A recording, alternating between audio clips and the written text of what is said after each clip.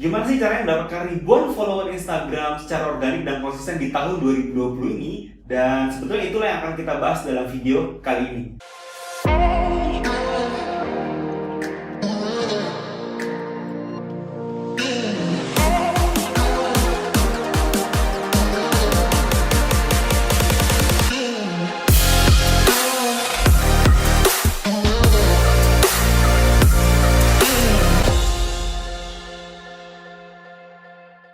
Hai, kembali lagi bersama saya Niko. Di video ini kita sebetulnya akan bicara tentang gimana caranya meningkatkan follower Instagram Anda. Jadi memang sekitar Desember ya, tepatnya 17 Desember 2019 saya mulai aktif mengerjakan sebuah akun Instagram saya sendiri, yaitu @bynicojulius. Di mana sampai sekitar 3 bulan gitu ya, akun Instagram ini mendapatkan pertumbuhan yang lumayan banget menurut saya. Jadi bisa dapat sekitar 40.000 follower secara organik, tanpa iklan, tanpa paid promo, tanpa endorse seperti itu. Jadi buat saya sangat bagus dan ini saya ingin bagikan pada Anda. Jadi apa yang kita akan pelajari dalam video kali ini sebetulnya bicara tentang apa yang saya lakukan selama 3 bulan terakhir membangun Instagram ini. Dan apa yang ingin saya bagikan adalah ada 7 hal utama sebetulnya yang penting untuk Anda ketahui. Jadi yang pertama adalah sebetulnya penting sekali untuk mengoptimalkan yang namanya nama dari akun Instagram itu sendiri. Jadi pastikan nama akun Instagram Anda itu teroptimasi dengan baik secara SEO atau Search Engine Optimization. Di Instagram orang mencari atau mengetikkan kata kunci tertentu, dan sebisa mungkin Anda hadir atau muncul dalam pencarian tersebut gitu ya. Dan itulah hal yang perlu Anda lakukan. Misalnya dalam kasus yang saya bangun adalah kata kunci yang saya pakai adalah bisnis online. Jadi saat orang mencari-cari tahu tentang bisnis online di Instagram, sebetulnya orang akan ngetikkan bisnis online di pencarian, kemudian kalau bisa munculnya kita gitu ya. Dalam kasus itu kalau bisa muncul saya, sehingga orang akan kepo dan tanda petik gitu ya, kepo tentang akun ini apa sih. Dia akan lihat satu-satu dan dia akan mempelajari apa saja sebetulnya yang ditawarkan dari akun-akun tertentu, yaitu salah satunya kita, apa yang kita tawarkan. Jadi mengoptimasi kata kunci itu sangat penting sekali. Jadi biasanya kalau saya akan memberikan dari nama brand gitu ya, seperti saya misalnya Niko Julius, kemudian saya akan berikan penjeda gitu ya, kemudian baru kata kuncinya yaitu bisnis online. Jadi itu yang saya lakukan untuk mengoptimasi, dan tentunya disesuaikan dengan masing-masing Anda ya, kata kunci utama apa yang Anda gunakan. Dan saran saya gunakan satu saja yang paling menggambarkan bisnis Anda atau brand Anda, seperti itu. Dan sebetulnya nggak ribet, dan saya yakin Anda juga udah tahu tips ini gitu ya. Dan jadi kita akan lanjut ke tips kedua gitu ya. Yang saya lakukan adalah membuat konten yang berkualitas. Nah, memang banyak sekali orang-orang atau bahkan follower saya itu mengatakan bahwa banyak banget nih orang yang mengatakan bahwa buat konten berkualitas. Tapi berkualitas itu apa sih maksudnya? Buat saya sebenarnya berkualitas itu ada dua. Yaitu pertama adalah bisa jadi entertain gitu ya. Yang kedua bisa jadi edukatif. Buat saya bermanfaat itu dua macam ini. Entertain itu bisa jadi kalau misalnya Anda memang dianugerahi gitu ya, secara visual itu menarik untuk dipandang gitu ya. Mungkin Anda yang pria, mungkin Anda punya badan bagus gitu ya, itu menarik buat banyak orang tentu saja. Nah, buat Anda kaum hawa gitu ya, yang juga punya visual menarik gitu ya, tentu saja itu sesuatu yang juga menarik, artinya menghibur orang, itu salah satunya.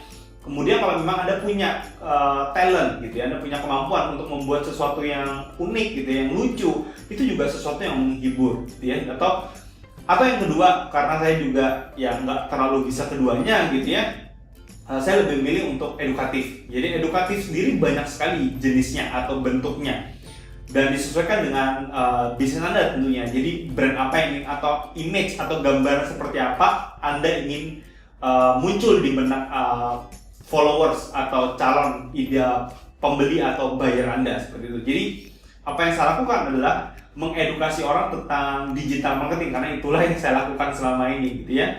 Jadi saya mengedukasi tentang Instagram marketing di akun Instagram saya, yang saya lakukan secara konsisten selama 3 bulan terakhir gitu ya. Jadi itu yang saya lakukan dan mendapatkan banyak sekali interaksi gitu ya, karena memang orang banyak sekali juga pengen belajar, dan saya bagikan itu secara gratis. Saya mengedukasi mereka, dan akhirnya konten tersebut relevan sekali dengan pengguna gitu ya, sehingga orang cepat sekali atau mudah sekali untuk memutuskan untuk follow kita. Jadi hal yang saya amatin adalah konten berkualitas itu adalah konten yang menjawab kebutuhan dari seseorang. Jadi orang yang buka Instagram itu kan pengen sesuatu, bisa jadi dia terlalu banyak pikiran, mereka butuh hiburan gitu ya, maka konten entertain itu akan sangat bagus sekali di sana gitu ya. Tapi ada juga nih orang yang pengen mengembangkan dirinya atau mengembangkan bisnisnya dengan Instagram gitu ya, maka mereka butuh konten edukasi Instagram misalnya gitu. Nah, sama halnya kalau misalnya Anda menjual produk atau Anda membangun sebuah brand kecantikan, maka yang Anda perlu edukasi adalah seperti apa sih bahan-bahan tertentu, kemudian mungkin Anda bisa mengajarkan atau mengedukasi mereka tentang cara memilih kosmetik yang benar, atau cara memilih bahan kosmetik yang benar, atau banyak hal pasti ya yang bisa bermanfaat buat calon atau user di Instagram. Sehingga kalau Anda membagikan sesuatu yang sifatnya bermanfaat buat mereka, mereka akan mudah sekali lagi untuk follow Anda gitu ya. Kemudian yang ketiga, menuliskan caption yang detail. Jadi apa yang saya amatin dari beberapa waktu yang lalu gitu ya, waktu sebelum saya memulai account Instagram saya, yang saya lihat adalah kebanyakan orang memberikan atau menuliskan caption gitu ya, itu datar sekali, artinya terlalu nggak jelas gitu ya, terlalu luas sekali atau nggak ada isinya gitu ya, membuat seseorang akhirnya merasa bahwa wah kayaknya akun Instagram itu kayaknya nggak memberikan sesuatu yang detail. Karena kalau Anda memberikan sesuatu yang detail, dan baik itu dalam bentuk visual, yaitu postingannya gitu ya, boleh gambar, bisa jadi audio, bisa jadi video gitu ya, orang juga akan membaca namanya caption. Kalau tidak baca caption, orang juga akan baca komentarnya. Tetapi komentar biasanya akan di-trigger atau diawali oleh caption yang menarik dulu. Jadi semakin detail caption yang Anda berikan, gitu ya, Anda tuliskan di dalam sebuah postingan, itu akan mengajak orang, gitu ya, bisa membuat orang misalnya bertanya-tanya, ya, dengan orang bertanya-tanya setelah baca caption misalnya, gitu ya, dia akan menuliskan komentar seperti itu. Jadi caption yang detail itu juga mendorong orang untuk berinteraksi pada postingan tersebut, dan itulah yang penting menurut saya, gitu ya, yang saya amatin selama 3 bulan terakhir.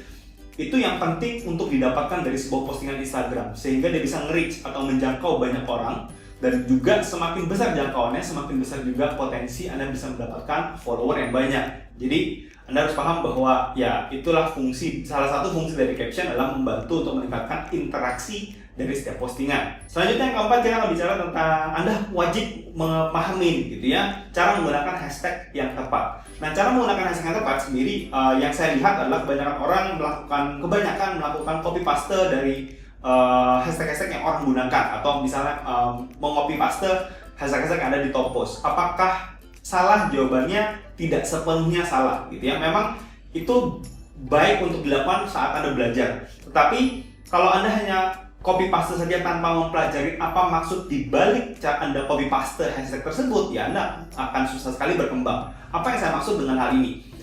Yang saya amatin adalah, yang saya dapatkan adalah setiap account sebetulnya, terutama yang baru di bawah 2.000 sampai 5.000 followers gitu ya, itu memiliki, setiap account punya kekuatan masing-masing. Artinya tidak semua account gitu ya bisa bermain di hashtag-hashtag yang terlalu besar.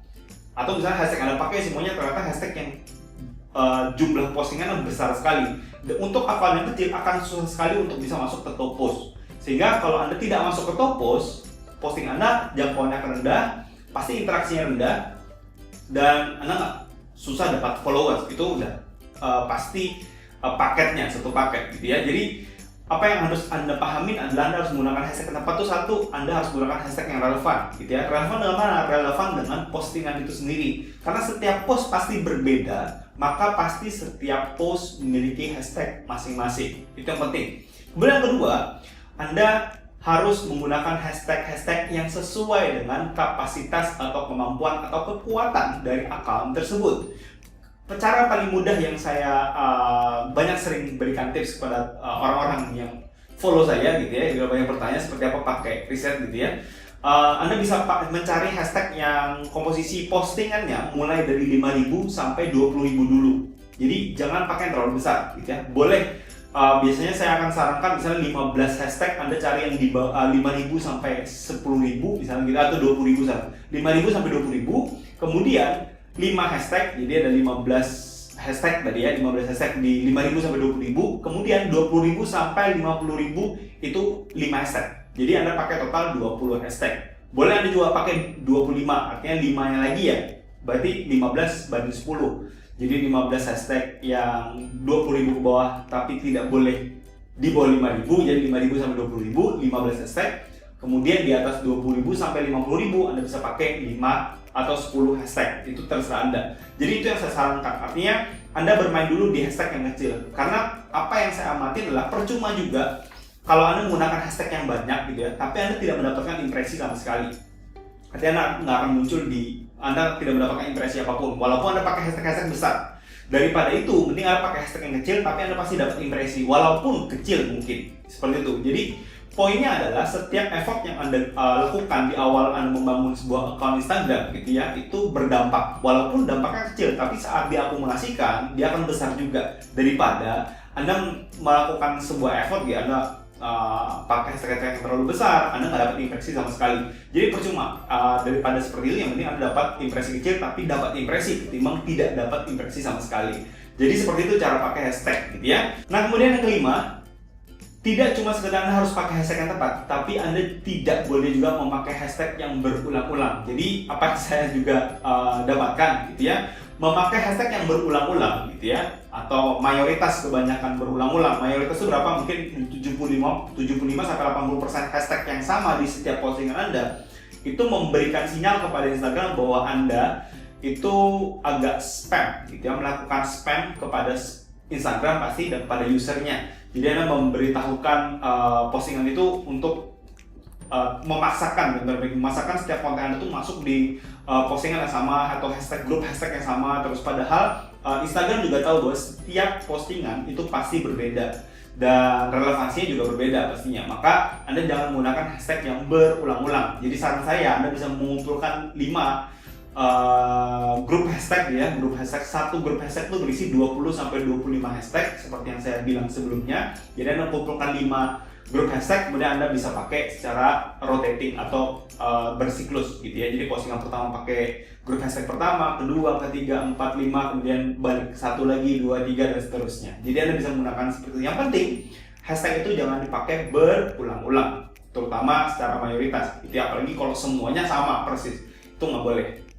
Jadi seperti itu cara menggunakan hashtag. Selanjutnya hal juga yang penting ya, yang keenam adalah Anda harus atau wajib boleh saya bilang, Anda harus posting di waktu yang tepat gitu ya. Karena di Instagram waktu posting yang tepat itu menurut saya sangat krusial sekali. Kalau kita posting di jam yang salah atau kebanyakan follower kita tidak online gitu ya, maka kita akan mendapatkan impresi yang kecil, satu. Kedua, selain impresi yang kecil, Anda dapat kecil sekali kemungkinan mendapatkan interaksi yang bagus juga.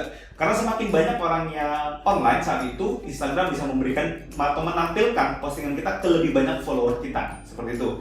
Saat muncul ke banyak follower kita, maka interaksi yang kita dapatkan tentu potensinya lebih besar daripada saat yang lihat sedikit. Maka melihat postingan yang tepat itu penting sekali.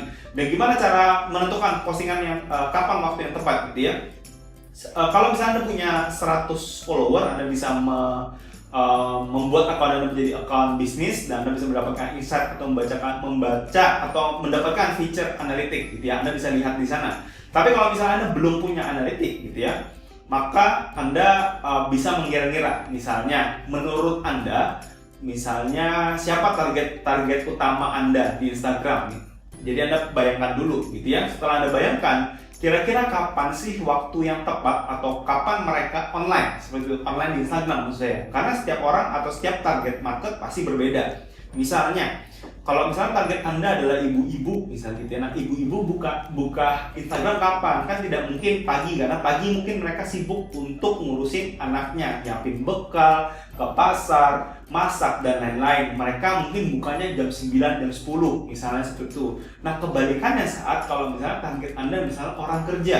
Karena orang kerja udah sampai kantor, mereka nggak ngapa-ngapain gitu ya, biasanya akan buka Instagram dulu. Atau misalnya saat di perjalanan mereka pakai angkot, mereka ada di jalan misalnya gitu ya, mereka buka HP dan buka Instagram. Jadi ada perbedaan karakter atau perbedaan target audience Anda yang Anda sesuai dengan Anda masing-masing, maka berbeda juga jam postingnya gitu ya. Yang pasti adalah rule-nya yang utama adalah Anda harus posting di jam yang paling ideal saat mereka buka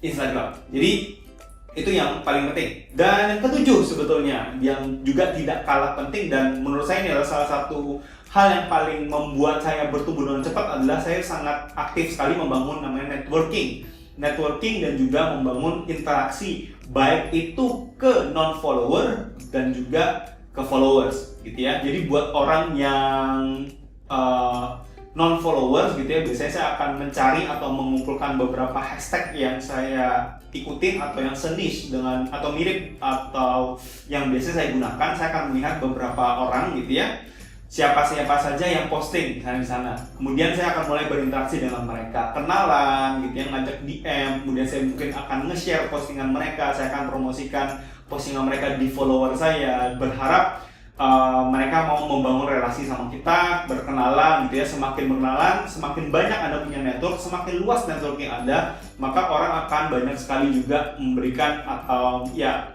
membangun sebuah simbiosis atau ya ekosistem yang baik gitu ya di lingkungan Anda sendiri. Artinya saat Anda posting, mereka akan mungkin bantu Anda untuk share ke followers mereka. Sama halnya saat mereka juga posting, Anda mungkin bisa bantu mereka share untuk follower Anda. Itu yang saya lakukan di awal-awal sehingga cepat sekali untuk bisa membangun networking yang baik gitu ya. Kemudian tidak cuma itu, pastinya Anda juga perlu membangun interaksi dengan si follower itu sendiri. Makanya penting sekali saat Anda posting post yang Anda posting setiap hari misalnya gitu ya, Anda perlu jaga gitu ya. Jaga berapa lama? Biasanya kalau saya biasanya menyarankan 20 menit sampai 1 jam setelah Anda posting, Anda lihat dan selalu respon gitu ya. Merespon setiap orang yang memberikan komentar, baik itu emoticon, baik itu tulisan, apalagi ya Pak, gampang sekali jawabnya.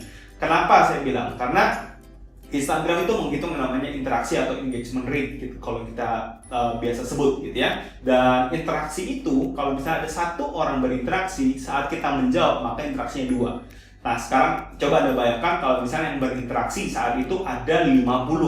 Kalau Anda tidak jawab, maka interaksinya 50. Tapi kalau Anda jawab semuanya, maka Anda mendapatkan interaksi 100. Karena Anda menjawab 50 komentar, Anda menjawab 50 kali, maka ada 100 komentar dan 100 yang dianggap sebagai interaksi. Jadi itu kenapa yang saya bilang interaksi atau menjawab followers Anda ya dari postingan yang Anda post itu sangat penting. Jadi kurang lebih gitu ya. Itu ketujuh hal yang saya lakukan selama 3 bulan ini, dan itu juga yang membawa account Instagram saya itu cepat sekali bertumbuh. Dan kurang lebih itu yang bisa saya jelaskan pada video kali ini. Kalau memang ada yang ingin Anda tanyakan, Anda boleh tanyakan dalam bentuk komentar di bawah gitu ya. Dan pastikan Anda juga like dan subscribe video atau channel saya kalau memang Anda mau mendapatkan video-video yang lain dari saya. Dan sampai jumpa di video saya yang lain.